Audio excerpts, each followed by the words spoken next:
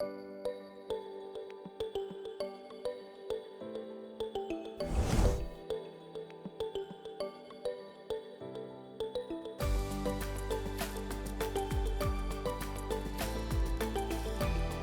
8th graders, I'm Miss Henderson, an 8th grade ELA teacher at Ferndale Middle School, but I'm really excited to be working with you today. For this lesson, you'll need your ELA notebook, something to write with, and if you have access to the core text, make sure you have that too.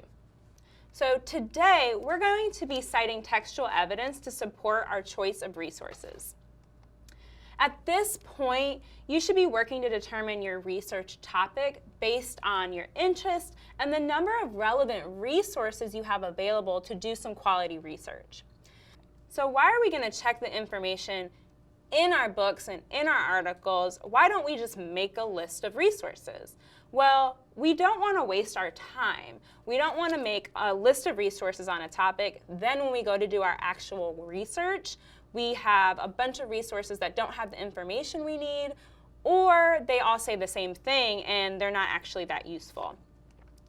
So we're not going to just make a list of resources. We're going to justify why we want to use that resource, why it's a quality, useful resource, and we're going to cite evidence from the text to support that justification. So we're going to use this graphic organizer to help us do that. We're going to have our title and author so we know where the information comes from, the page number, why we chose the resource, and then the information from the text that's going to support that. So before we hop into the text and start practicing, we know this unit is all about the American Revolution and the Revolutionary War. Take a second and write down anything you know about the Boston Massacre, Boston Tea Party, the Declaration of Independence, any of these topics, or anything you know about the American Revolution.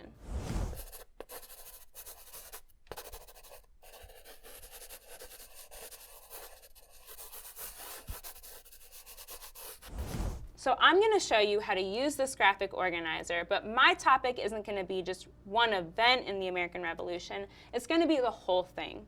And so I'm looking for any information about the events leading up to the American Revolution, events occurring after the American Revolution, or events happening during the American Revolution. So those are the things I'm looking out for in my resources. So I've come to page 18, and I want to know if this would be a good resource to use on my research for the American Revolution. And while I'm reading, I'm going to ask myself, is it explaining or discussing any events that lead up to the American Revolution, events happening during the American Revolution, or events that occurred after the American Revolution? So I'm looking to see if this is going to be a good resource to use in my research about the American Revolution. So while I'm reading, make sure you follow along and see if you notice anything. Does it give me any useful information? Okay. So what stirred up the hornet's nest in the first place? It all began over money and over the rights of citizens too. Great Britain had been in one war or another for 50 years and was drowning in debt. Over in London, Parliament decided that Americans should help out by paying their fair share, and King George agreed. After all, Great Britain had spent plenty of money fighting in America for the good of the colonies. The Crown was still supporting a British army to help stop Indian attacks on the American frontier. It was Great Britain's right to collect payment. To raise the money, Parliament passed a Sugar Act and a Stamp Act, saying that colonists had to pay taxes to Great Britain for all sorts of imported goods, from molasses, blue indigo dye, and pimentos, to printed items such as marriage licenses, playing cards, and newspapers. Similar taxes were often collected in England. But the colonists were already paying separate taxes to cover their own war debts and to run the colonies. A lot of them thought paying twice wasn't one bit fair. Besides, they believed it was against the British Constitution. Ever since the Middle Ages, English law had said that there should be no taxation without representation. This meant that citizens could never be taxed unless their elected representative voted to pay. The colonists were British citizens, and the law guaranteed them the rights of Englishmen. So where was their right to have representatives who could vote for or against these taxes? Though many colonists would stay loyal to the crown and obey its laws no matter what, others argued that Parliament might make them pay even more taxes without their consent. So, did this article or this section of the text give me any events leading to the American Revolution or anything else? So I found that this actually would be a really useful resource for my research. So I'm going to start with the title and the author, George versus George, and Rosalind Shauncer. The page numbers were page 18 and 19. So I chose this resource because it explains one reason that led to the Revolutionary War, and that was that the colonists and British disagreed on taxes, and they also disagreed on representation. So now I'm going to insert the evidence that led me to this conclusion. In this section of the text, they say that Parliament decided that Americans should help out by paying their fair share. So I included that in my chart. The text also said that this meant that citizens could never be taxed unless their elected representative voted to pay. So they weren't supposed to be taxed. That's what the colonists felt. This last section said, so where was their right to have representation? Who could vote for or against these taxes? So I'm going to insert that into my chart. And these three pieces of information help me understand that the British felt like colonists should be paying these taxes, and the colonists felt like they shouldn't. And since I pulled these pieces of information directly from the text, they aren't in my own words, I put them in quotations. Let's look at another resource from page 16. Is this a good resource for me to use? The British government was a constitutional monarchy, which was a fancy way of saying that King George did not have all the power. He and a governing body called Parliament worked together to rule the empire. Young King George tried hard and with much success to see that Parliament's decisions agreed with his point of view.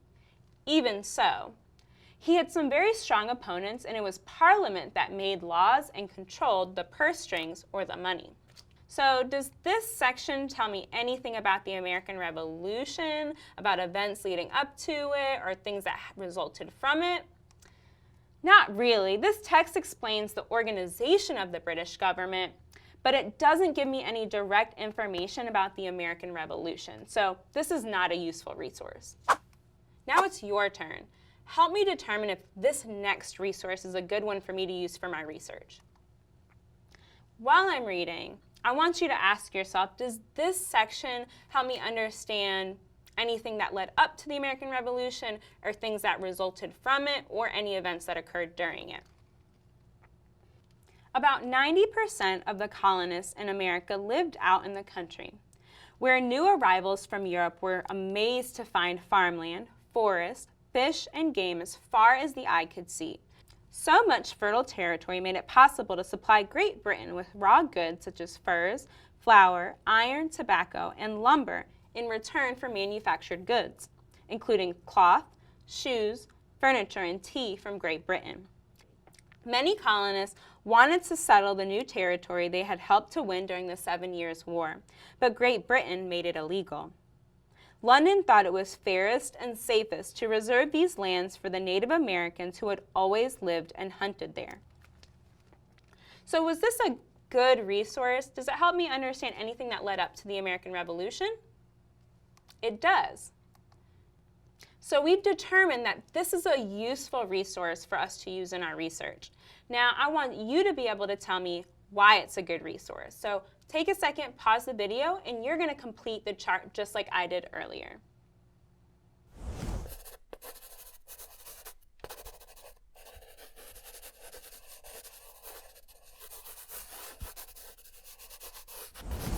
And you should have written something like this. Our page number was page 15. And this was a good resource because it explained another reason that led to the Revolutionary War. The colonists and British disagreed about territory. And we were able to figure that out because of this section in the text. Many colonists wanted to settle the new territory they had helped to win during the 7 Years' War, but Great Britain made it illegal. So you should have taken this section and put it right into your graphic organizer. So let's review what we did today. We reviewed what it means to cite evidence, which means we just pulled that evidence out of the text. We reviewed why we cite evidence to support why we chose a resource. We became a little bit more familiar with the topic of the American Revolution, and we practiced citing evidence to support the reason why we chose a research resource. We also learned that Great Britain and the colonists disagreed on taxes, representation, territorial expansion, and all of these events helped spark the Revolutionary War. So hopefully after this lesson, you're able to compile a useful list of resources for your research project. Thank you for learning with me today. I can't wait to see you back here for our next lesson.